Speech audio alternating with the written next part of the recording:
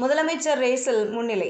மக்களின் விருப்பமான முதலமைச்சர் வேட்பாளராக தற்போதைய முதல்வர் மு.க.ஸ்டாலின் முதலிடத்தில் இருக்கிறார். அவருக்கு அடுத்தபடியாக விஜய் மற்றும் எடப்பாடி பழனிசாமி ஆகியோர் உள்ளனர். தமிழக அரசியலில் முதன்முறையாக தேர்தல் களத்தை காணும் நடிகர் விஜயின் தமிழக வெற்றிக் கழகம் முதல் ஆட்டத்திலேயே கணிசமான வாக்குகளை பிரிக்கும் என தெரிகிறது. லோக்போல் கணிப்பின்படி 23.9% வாக்குகளையும், போல் டிராக்கர் கணிப்பின்படி 19.2% வாக்குகளையும் டிவிகே பெறும் இடங்கள்.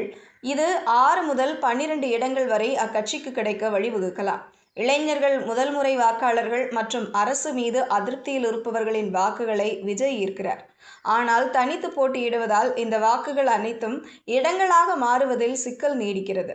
குறிப்பாக எதிர்க்கட்சி வாக்குகளை விஜய் பிரிப்பது திமுகவிற்கே மெகா அட்வான்டேஜாக மாறியுள்ளது. எதிர்க்கட்சியான அஇஅதிமுக, பாஜக கூட்டணி இந்த முறை கடும் சவாலை சந்திப்பதாக கருத்து கணிப்புகள் கூறுகின்றன. லோக்போல் கணிப்பின்படி 38 முதல் 42 இடங்களும், போல் டிராக்கர் கணிப்பின்படி 46 முதல் 52 இடங்களும் மட்டுமே அஇஅதிமுக கூட்டணிக்கு கிடைக்க வாய்ப்புள்ளது. காரணங்கள்: